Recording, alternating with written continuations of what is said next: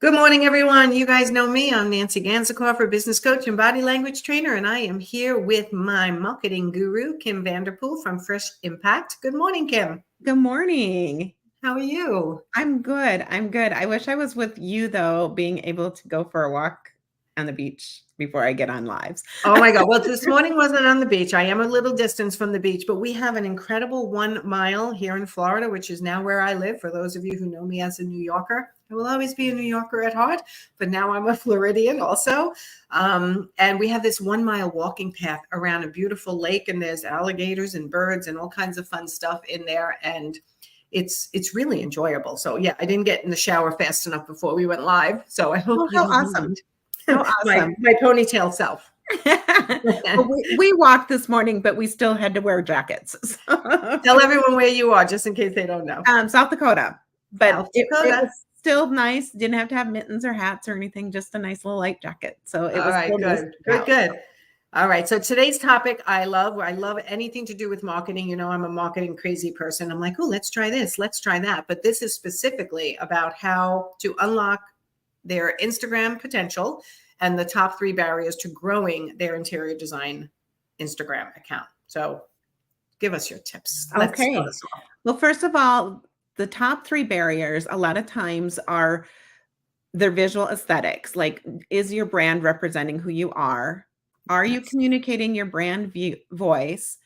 And then the actual using Instagram to the fullest potential on the way that it's set up. So we'll discuss all of those.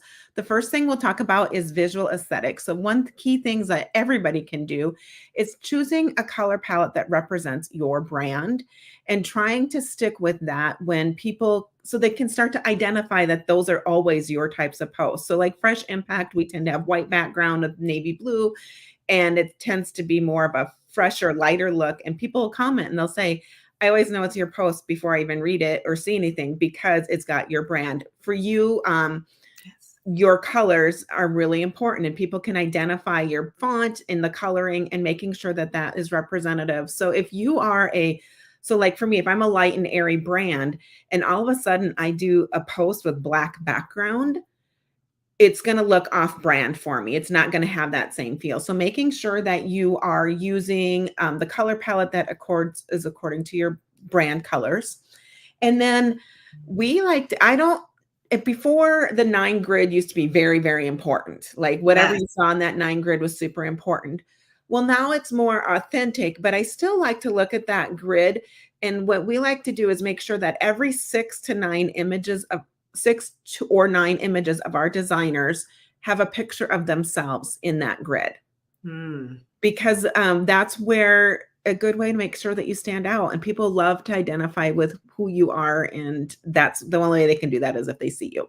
Right, so right. You are your brand. If you are an interior designer, you are your brand, and you need to put yourself out there here and there. And so if you're posting 3 times a week, it's once every 2 or 3 weeks is what is a good guideline for you to use, and that's going to show up. And if you look at your brand, your grid, you can quickly see like, I haven't posted any pictures of myself for the last 5 months.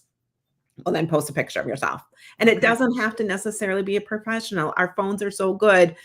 Have a team member, a family member, someone take a picture of you from a shot, get a selfie stick, something. You don't have to be uber professional, and you don't always have to face the front. You can design pretend like you're designing a shelf or a pillow or fluffing, like incorporate that into your feed. A lifestyle shot, as some people call it. Yes. And then making sure that your brand messaging, the copy and the font and the content that you're using represents who you are as a brand and reflects your design and or life philosophy. So if you are a luxury brand designer, you're going to want to use fonts that are more fancy, more luxury brand look than maybe one that looks like a child that wrote with a crayon. Right. Yep. So you want to make sure that it represents that. And then your tone, whether you want to use informative on your Instagram, like you're the expert, or are you more like your best friend and you're more conversational? Or are you a designer that has a great sense of humor? Don't be afraid to incorporate that humor inside of those posts. Share your personality. Yes. And then telling a story. So it's great where I see a lot of people have success when they're posting is like, this family came to me and they are frustrated because they could not all sit down for breakfast at the kitchen. This is how we solved it as a designer. Mm-hmm. My Mm-hmm. kids needed a place to play and we had a basement that wasn't done. This is how we solved this, and this is why we did it this way. And Yes. so telling that story, you're going to capture people way more than just showing a picture. Yes. Okay. One of the things that I see on 90% of the audits that I will do for you, for your interior designers, is they don't use a branded hashtag. Yeah. It's So, if people feel self-conscious about it, it's yep. so interesting. But using a branded hashtag is like one of the number ways to identify your brand. And it's just more for brand recognition. People don't think anything of it, but always use a branded hashtag. So if it's, Give an example. if you are Mary Smith Design Interiors is your company's name, I would hashtag Mary Smith Design Interiors as a hashtag. And then I would even do, because you're identifying yourself, you're using your name in the name, doing hashtag Mary Smith Interior Designer, hashtag Mary Smith Designer New York. So you're bringing in all the key elements. If somebody was searching for an interior designer in New York, then they would be able to find you. Or if they met you at a networking event and it's like, I remember her first name is Mary Smith, but I don't remember much. And then if they put Mary Smith interior designer, chances are they're going to find you quicker because right of the demographics. I teach this all the time, that I can't believe people don't use hashtags based on location. And now you're saying even one step further, use a hashtag that is branded for your company, your name. This way, Correct. if someone's looking you up in the search, they're going to come up with all your posts in one shot and find you immediately. Correct. Definitely. And then don't be afraid to collaborate with other brands. So say that you are a designer that is helping with a new build, or someone that just bought a new house. See if you can't collaborate with the realtor that sold them that house. See if you can't collaborate with the main contractors working, or the plumbers, or the electricians, or the people providing the flooring. Depending on your area, it will depend on if they even have active Instagram accounts, but anytime you can collaborate. So you're talking about a social media collaboration. Yes. Yes. Where they're posting about you, you're hashtagging them or tagging them, they're tagging you. And now you're exposing yourself to their audience and you're exposing them to your audience in order to grow, which is what we're talking about, growing your interior design Instagram account. Yes. Okay. Yeah. Especially so you think about if an interior designer tags a realtor, and the realtor, like, they love the love. Anybody's going to give them extra. And so who are they going to think of when they are selling another house and someone's saying, oh, I really need to redo this kitchen? He can say, well, I know the interior designer for you. Right. Give them some love and they'll give you some love back. And hopefully the love you get back equals dollars and a new business. Yeah. Right. Right. And new followers, which could turn into, a future client. So it's really important. Correct. Now, one of the frustrations I'll hear from people is like, well, this is the way Instagram used to be. Well, Instagram has changed. It's not the same as it was a few years ago, but that can be really good news for us because now it's basing on more of a search engine mentality. And so it's easier to get our content in front of the right people. Yes. And so some of the keys to do that, and you speak this all the time because I've heard you say it multiple times, is know your niche. Yes. And then speak directly to them. So if your niche is middle income families or middle class families, and you are talking to them about redoing their kitchen, speak the language that they're using. And if you're speaking to luxurious brand or luxurious clients, speak the language that they're using. And that way, you know your audience, and then they can understand and relate because we all have different issues depending on where we're at and what kind of designer we're looking for. I'm going to give an example of that. Pick one person. Not just think of your niche.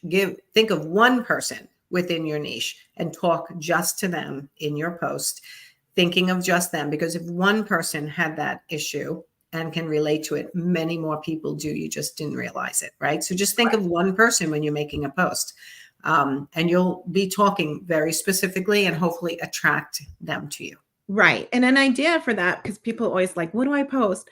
Is if you're at a family event, you're at some place and someone asks you a question and that would be an ideal question that one of your ideal clients could be asking, put it on notes on your phone. And then when you sit down Yes. to do content, you already have these questions to use as a base to go ahead and write that engaging content, because these are the questions people are asking.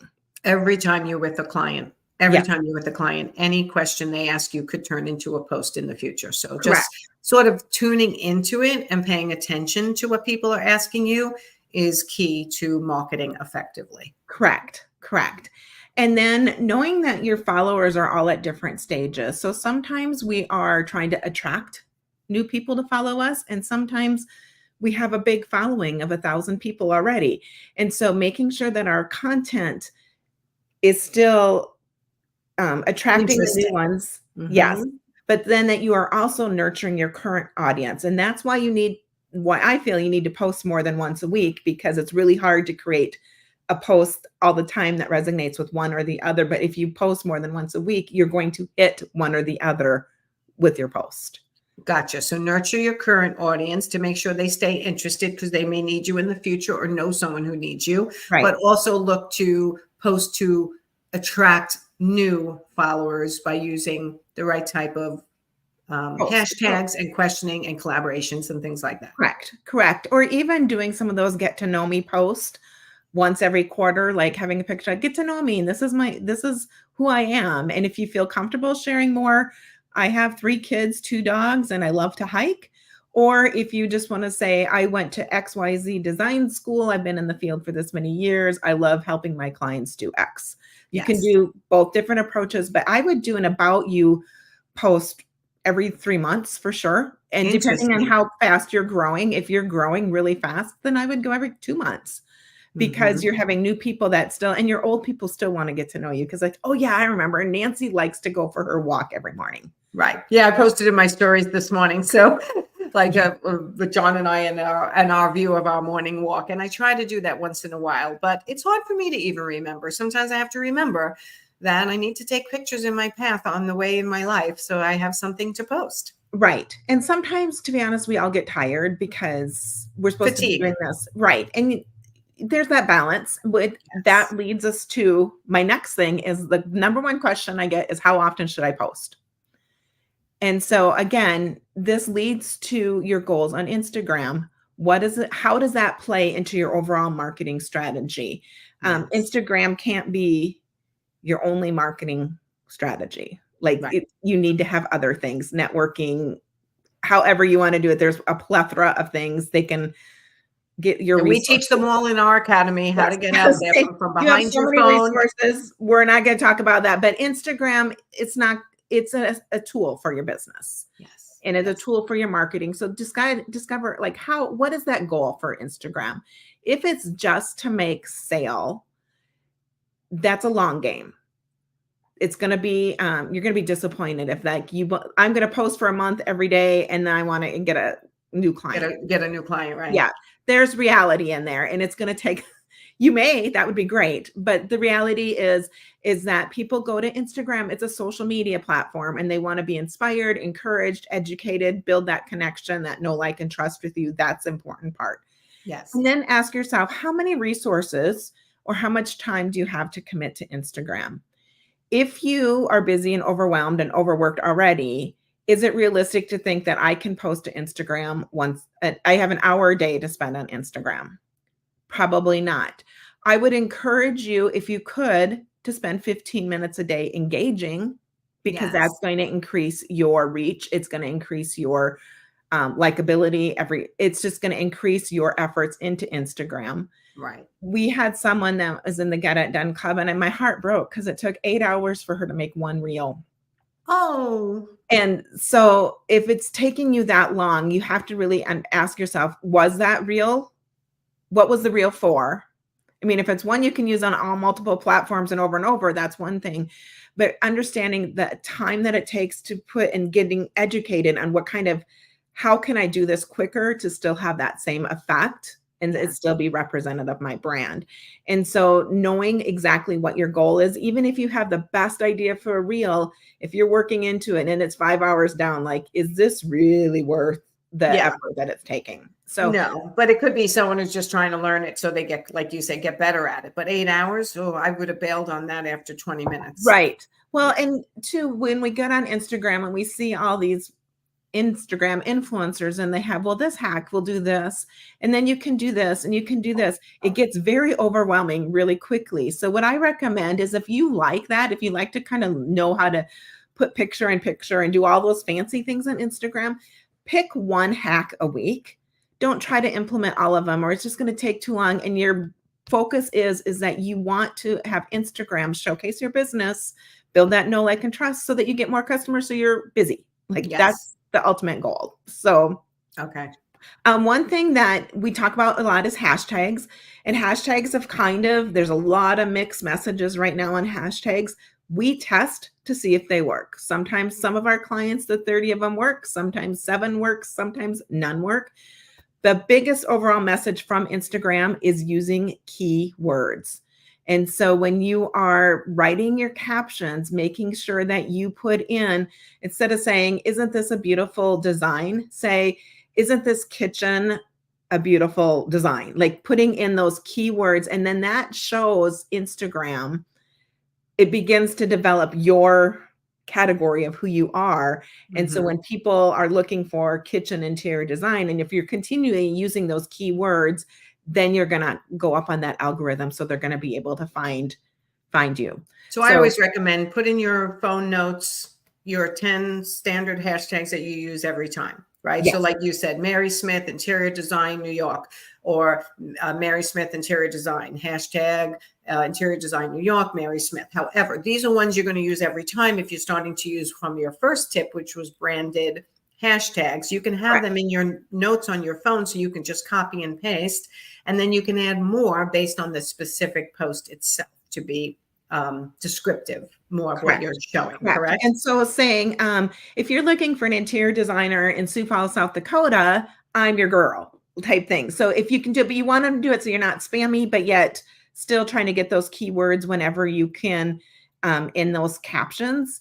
And then showing up consistently. That is probably like the biggest thing. So if you can be consistent, because you wouldn't recommend someone that makes cupcakes if they're never consistent with making, like, oh yeah, they'll make cupcakes today, but maybe not for another 5 weeks. And that's the same thing that shows up with Instagram, is that Instagram's algorithm wants to trust you. And so if it's once a week that all you can do, then commit to that once a week.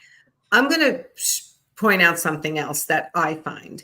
If you can't run your social media consistently and fairly well, it doesn't have to be perfect. I'm not a perfectionist kind of coach or person, but if you can't consistently figure out how to post 2 or 3 times a week, and that's your plan, your clients, potential clients, are going to go, she can't even keep up with her Instagram, or he can't even keep up with his Instagram. Like, how does he keep up with his business? Like, it could be a reflection on how organized you are, or how much you are dedicated to your business. It could be a reflection for some people of what they see on your social media. Right. And then if you haven't shown up for a month or 2, people wonder if you're even in business anymore. Correct. It's that fast in this day and age. If you haven't posted in a month or 2, if they look at your Instagram, they're going to be like, I don't know. They don't seem to be active. Right. Yeah. Right.